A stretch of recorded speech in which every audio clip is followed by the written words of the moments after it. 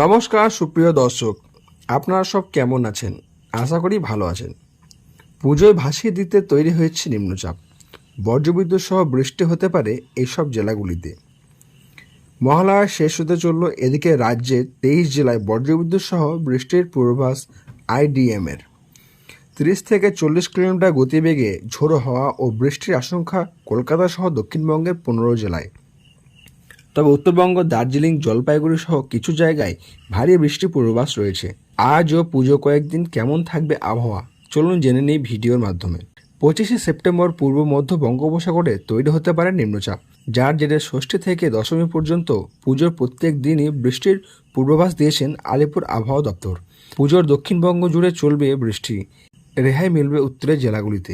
পিতৃপক্ষের শেষ, সোমবার শুরু দেবীপক্ষ। এবার মা মাতৃতে আসছেন হাতির পিঠে চড়ে। শাস্ত্রমতে হাতির পিঠে চড়ে আসায় উমার আগমন, সমৃদ্ধি বাড়ে এবং কৃষিতে উর্বরতা আসে। সুখ শান্তিতে ভরে ওঠে পরিবার, কিন্তু এই খুশির বার্তার মধ্যেও মেঘ জমছে আশঙ্কাজনক। মাঝে মাঝে ঝেঁপে নামছে বৃষ্টি। আবহাওয়াবিদরা বলছেন পুজোতে রেহাই নেই অসুর বৃষ্টির হাত থেকে। আলিপুর আবহাওয়া দপ্তর পূর্বাভাস, পুজোয় ভাসিয়ে দিতে তৈরি হচ্ছে নিম্নচাপ। ষষ্ঠী থেকে দশমী পর্যন্ত প্রত্যেক দিনই হতে পারে বৃষ্টি।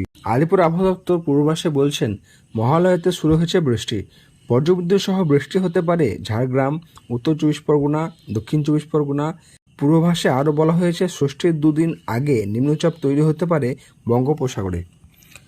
আবহাওয়াবিদরা বলছেন 25 থেকে 26শে সেপ্টেম্বরের মধ্যে বঙ্গোপসাগরে তৈরি হতে পারে নিম্নচাপ, যার প্রভাবে 27শে সেপ্টেম্বর পঞ্চমী থেকে 29শে সেপ্টেম্বর সপ্তমী পর্যন্ত রাজ্যের সব জেলায় হালকা থেকে মাঝারি বৃষ্টির সম্ভাবনা রয়েছে। 30শে সেপ্টেম্বর অষ্টমী থেকে বাড়তে পারে বৃষ্টির পরিমাণ। নবমী ও দশমী হতে পারে ভারী বৃষ্টি। তবে দক্ষিণবঙ্গের এই পরিস্থিতি হলেও পুজোর বোনাস পাচ্ছে উত্তরবঙ্গ। আবহাওয়া দপ্তর জানিয়েছেন উত্তরবঙ্গে পুজোয় ভারী বৃষ্টির সম্ভাবনা নেই, তবে বজ্রবিদ্যুৎ সহ হালকা বৃষ্টির সম্ভাবনা থাকছে। এবং সুপ্রিয় দর্শক, আপনি এই ভিডিওটি কোথা থেকে দেখছেন তা কমেন্টে জানাবেন এবং আপনাদের ওখানে আবহাওয়া সম্পর্কে বিস্তৃত কমেন্টে জানাতে ভুলবেন না।